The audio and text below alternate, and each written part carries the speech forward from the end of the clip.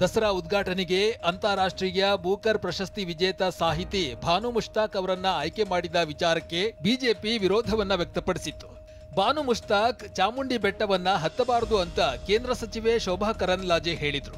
ಈ ಸಂಬಂಧ ಪ್ರತಿಕ್ರಿಯೆ ನೀಡುವ ವೇಳೆ ಡಿಕೆ ಚಾಮುಂಡಿ ಬೆಟ್ಟ ಚಾಮುಂಡಿ ದೇವರು ಎಲ್ಲಾ ಧರ್ಮದವರಿಗೂ ಸೇರಿದೆ, ಹಿಂದೂಗಳ ಆಸ್ತಿ ಏನಲ್ಲ ಎಂದಿದ್ದಾರೆ.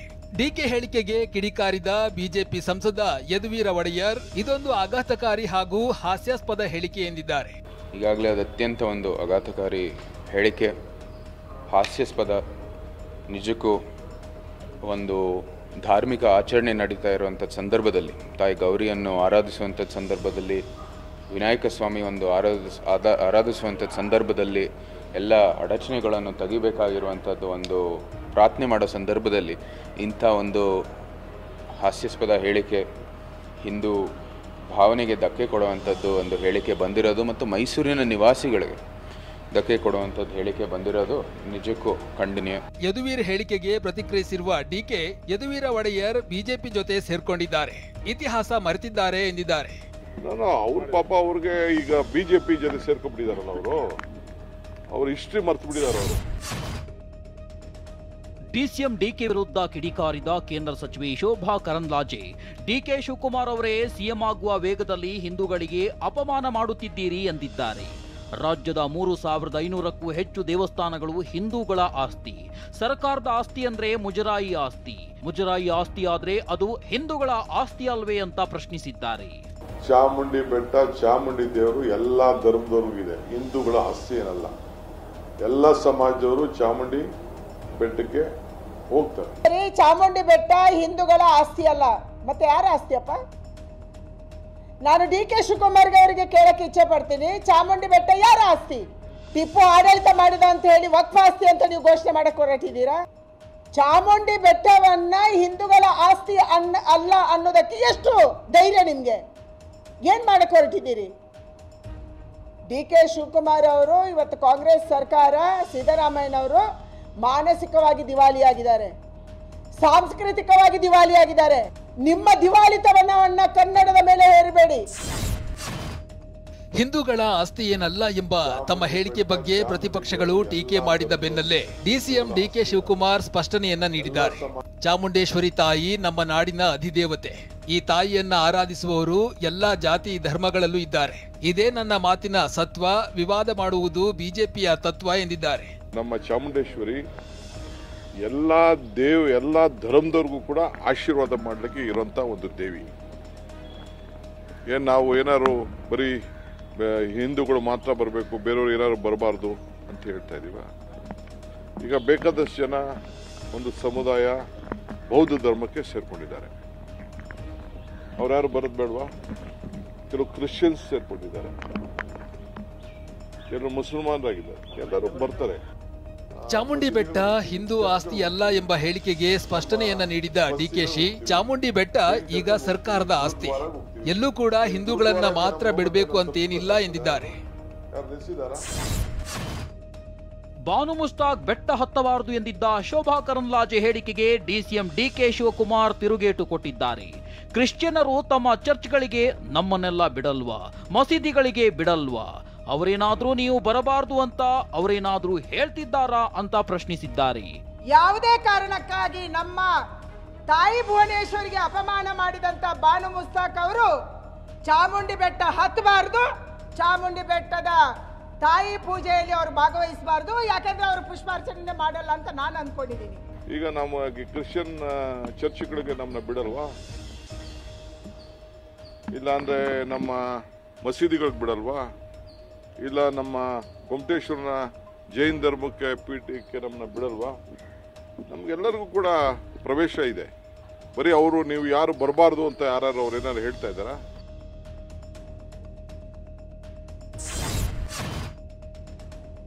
ದಸರಾ ಉದ್ಘಾಟಕರಾಗಿ ಸಾಹಿತಿ, ಲೇಖಕಿ, ಬೂಕರ್ ಪ್ರಶಸ್ತಿ ವಿಜೇತೆ ಬಾನು ಮುಷ್ತಾಕ್ರ ಆಯ್ಕೆಯನ್ನ ನಾವು ಸ್ವಾಗತಿಸುತ್ತೇವೆ.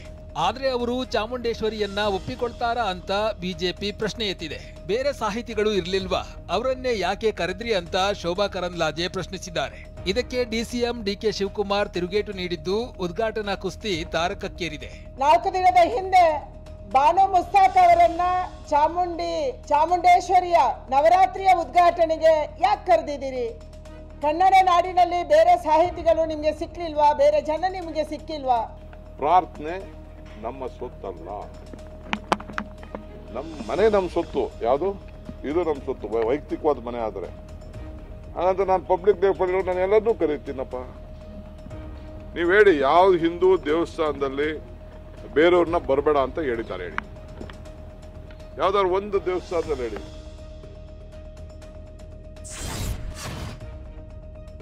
ಧರ್ಮಸ್ಥಳದಲ್ಲಿ ಶವ ಹೂತಿದ್ದಾಗಿ ಹೇಳಿದ್ದ ಚಿನ್ನಯ್ಯನ ಬಂಧಿಸಿರುವ ಎಸ್ಐಟಿ ವಿಚಾರಣೆ ನಡೆಸುತ್ತಿದೆ. ಎಸ್ಐಟಿ ವಿಚಾರಣೆ ವೇಳೆ ಮಾಸ್ಕ್ ಮ್ಯಾನ್ ಚಿನ್ನಯ್ಯ ಸ್ಫೋಟಕ ಮಾಹಿತಿ ಬಾಯ್ಬಿಟ್ಟಿದ್ದಾನೆ. ಚಿನ್ನಯ್ಯನನ್ನ ಪ್ರಚೋದಿಸಿದ್ದ ಗ್ಯಾಂಗ್ ಸಂದರ್ಶನ ರೂಪದಲ್ಲಿ 25ಕ್ಕೂ ಹೆಚ್ಚು ವಿಡಿಯೋಗಳನ್ನ ವಿವಿಧ ಮಾದರಿಯಲ್ಲಿ ಚಿತ್ರೀಕರಣ ಮಾಡಿಟ್ಟುಕೊಂಡಿದೆ ಅಂತ ಚಿನ್ನಯ್ಯ ಹೇಳಿದ್ದಾನೆ. ಚಿನ್ನಯ್ಯ ಅರೆಸ್ಟ್ ಆದಾಗ ಯಾವ ವಿಡಿಯೋ ಬಿಡುಗಡೆ ಮಾಡಬೇಕು, ಚಿನ್ನಯ್ಯ ಓಡಿ ಹೋದ್ರೆ ಯಾವ ವಿಡಿಯೋ ಬಿಡುಗಡೆ ಮಾಡಬೇಕು, ಮಾಸ್ಕ್ ಮ್ಯಾನ್ ಚಿನ್ನಯ್ಯ ಮೃತಪಟ್ರೆ ಯಾವ ವಿಡಿಯೋ ಬಿಡುಗಡೆ ಮಾಡಬೇಕು, ಗ್ಯಾಂಗ್ ಅರೆಸ್ಟ್ ಆದ್ರೆ ಯಾವ ವಿಡಿಯೋ ಬಿಡುಗಡೆ ಮಾಡಬೇಕು, ಯುವತಿ ಅತ್ಯಾಚಾರ ವಿಚಾರ ಬೇಕು ಎಂದಾಗ ಯಾವ ವಿಡಿಯೋ ಬಿಡುಗಡೆ ಮಾಡಬೇಕು, ಹೀಗೆ ಯಾರ್ಯಾರ ಹೆಸರು ಬರುತ್ತೋ ಆ ಸಂಬಂಧ ವಿಡಿಯೋ ಮಾಡಿಟ್ಕೊಂಡಿದೆ ಅಂತ ಚಿನ್ನಯ್ಯ ಎಸ್ಐಟಿ ಮುಂದೆ ಹೇಳಿದ್ದಾನೆ. ಮಂಗಳವಾರ ಎಸ್ಐಟಿ ಶೋಧದ ವೇಳೆ ಮಹೇಶ್ ಶೆಟ್ಟಿ ತಿಮರೋಡಿ ಮನೆಯಲ್ಲಿ 3 ತಲ್ವಾರ್ಗಳು ಪತ್ತೆಯಾಗಿವೆ. ಸೋದರ ಮಹೇಶ್ ಶೆಟ್ಟಿ ಪತ್ನಿ, ಪುತ್ರ, ಮಗಳ ಮೊಬೈಲ್ ಫೋನ್ಗಳನ್ನ ಎಸ್ಐಟಿ ವಶಕ್ಕೆ ಪಡೆದಿದೆ.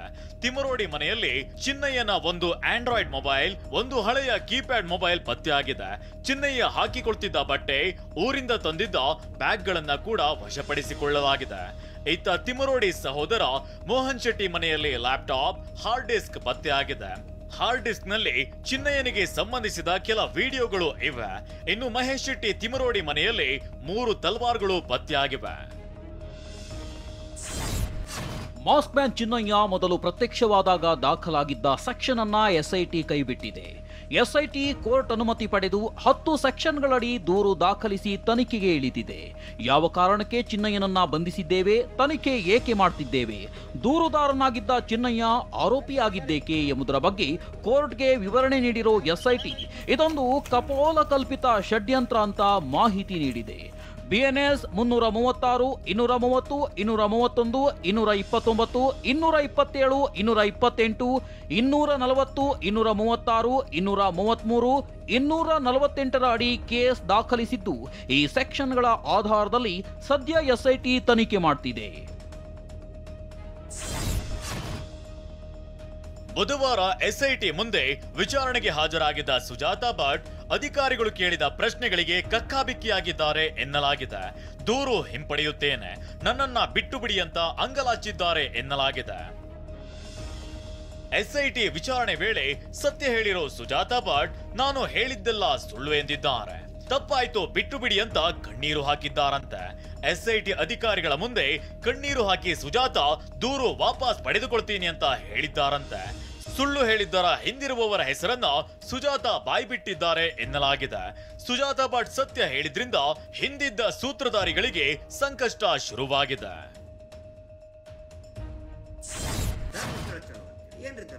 ಧರ್ಮಸ್ಥಳ ಪ್ರಕರಣದ ಹೋರಾಟಗಾರ ಗಿರೀಶ್ ಮಟ್ಟಣ್ಣನವರ್ ಹೇಳಿಕೆ ಪೋಸ್ಟ್ ಬಿಡುಗಡೆ ಮಾಡಿದ್ದಾರೆ. ಚಿನ್ನಯ್ಯ ಹೇಳಿದ್ದೆಲ್ಲ ಸತ್ಯ, ಆದರೆ ಭಯದಿಂದ ತಪ್ಪು ಸ್ಥಳ ತೋರಿಸಿದ್ದಾನೆ ಅಂತ ಹೇಳಿದ್ದಾರೆ. 2 ವರ್ಷದಿಂದ ಅವನೇ ಹೇಳ್ತಿದ್ದ, ಸತ್ಯ ಗೊತ್ತು ಎಂದಿದ್ದ, ಹೀಗಾಗಿ ಆಶ್ರಯ ಕೊಟ್ಟಿದ್ದೇವೆ ಅಂತ ಸ್ಪಷ್ಟನೆ ಕೊಟ್ಟಿದ್ದಾರೆ. ಜೊತೆಗೆ ಚಿನ್ನಯ್ಯ ಜೊತೆ ಸಂಪರ್ಕ ಇದೆ ಅನ್ನೋದನ್ನ ಒಪ್ಪಿಕೊಂಡಿದ್ದಾರೆ.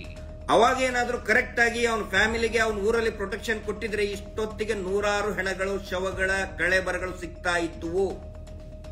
ಆ ಒಂದು ಹೆದರಿಕೆಯಲ್ಲಿನೇ ಬಹುಶಃ ಅವನು ತಪ್ಪು ತೋರಿಸಿದಾನೆ ಅನ್ನುವಂತ ಒಂದು ಮಾಹಿತಿ ನಮಗೆ ಬರ್ತಾ ಇದೆ. ಆ ಅನಾಮಿಕ ವ್ಯಕ್ತಿ ಯಾವಾಗ ಎಸ್ಐಟಿ ಸುಪರ್ದಿಗೆ ಬಂದಿದ್ದಾನೆ ಅವಾಗ ಅಧಿಕೃತವಾಗಿ ಮಹೇಶ್ ಶೆಟ್ಟಿ ತಿಮರೋಡಿ ಅವರು ಮನೆಯಲ್ಲಿನೇ ಇರ್ತೀನಿ ಅಂತ ಆ ವ್ಯಕ್ತಿನೇ ಹೇಳಿದ್ದು. ಗೌರಿ ಗಣೇಶ ಹಬ್ಬದ ಹಿನ್ನೆಲೆಯಲ್ಲಿ ಬೆಂಗಳೂರಿನ ದೊಡ್ಡ ಗಣಪತಿ ದೇವಸ್ಥಾನಕ್ಕೆ ಭಕ್ತರ ದಂಡೆ ಹರಿದು ಬಂದಿದೆ. ದೊಡ್ಡ ಗಣಪನಿಗೆ ವಿಶೇಷ ಪೂಜೆ ಪುನಸ್ಕಾರಗಳು ನಡೆದವು. 1000 ಲೀಟರ್ ಹಾಲು, 250 ಲೀಟರ್ ಮೊಸರು, 50 ಕೆಜಿ ತುಪ್ಪ, 50 ಕೆಜಿ ಸಕ್ಕರೆ ಹಾಗೂ 50 ಕೆಜಿ ಜೇನುತುಪ್ಪದಿಂದ ಗಜವದನನಿಗೆ ಪಂಚಾಮೃತ ಅಭಿಷೇಕ ನಡೆಯಿತು.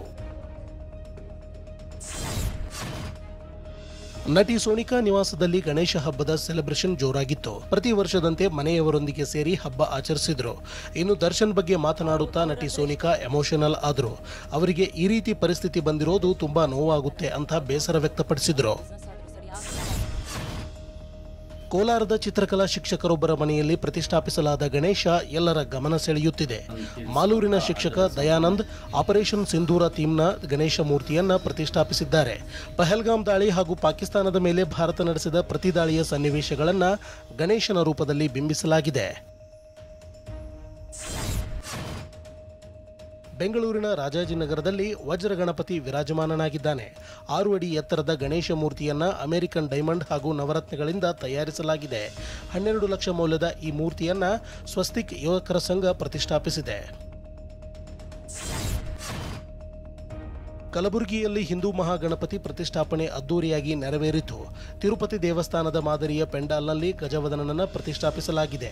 ಜಿಟಿ ಮಳೆಯ ಮಧ್ಯೆಯೂ ನೂರಾರು ಜನರು ಭಾಗಿಯಾಗಿ ಲಂಬೋದರನ ದರ್ಶನ ಪಡೆದರು.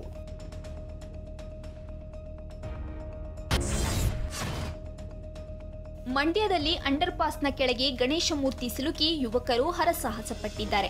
ಉಮ್ಮಡಹಳ್ಳಿ ಗೇಟ್ನ ಅಂಡರ್ ಪಾಸ್ನಲ್ಲಿ ಘಟನೆ ನಡೆದಿದೆ. 3 ಗಂಟೆಯ ಪ್ರಯತ್ನದ ಬಳಿಕ ಕೊನೆಗೆ ಗಣಪನ ಕಿರೀಟ ತೆಗೆದು ಮೂರ್ತಿ ಸಾಗಿಸಲಾಗಿದೆ.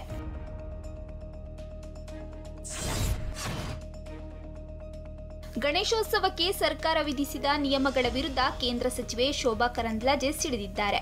ಇಷ್ಟೊಂದು ನಿರ್ಬಂಧ ವಿಧಿಸುವುದು ಯಾಕೆ? ಕೂಡಲೇ ನಿರ್ಬಂಧ ವಾಪಸ್ ಪಡೆಯಬೇಕೆಂದು ದೆಹಲಿಯಲ್ಲಿ ವಾಗ್ದಾಳಿ ನಡೆಸಿದ್ದಾರೆ. ಇಷ್ಟೊಂದು ನಿರ್ಬಂಧನೆಗಳನ್ನ ಹಾಕಿ ಅವರನ್ನ ತಡೆಯುವಂತ ಪ್ರಯತ್ನವನ್ನ ದುಸ್ಸಾಹಸವನ್ನ ಸರ್ಕಾರ ಮಾಡ್ತಾ ಇದೆ.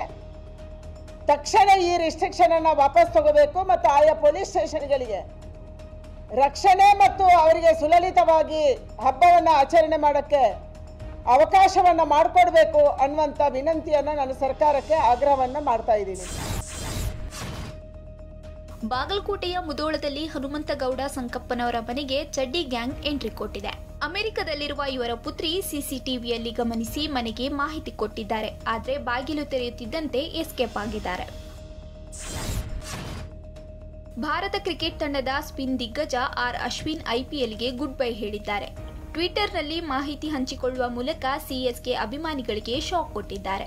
2009ರಲ್ಲಿ ಚೆನ್ನೈ ಸೂಪರ್ ಕಿಂಗ್ಸ್ಗೆ ಸೇರ್ಪಡೆಯಾಗಿದ್ದ ಆರ್ ಅಶ್ವಿನ್ 16 ಸೀಸನ್ನ 221 ಪಂದ್ಯಗಳಲ್ಲಿ ಆಡಿದ್ರು.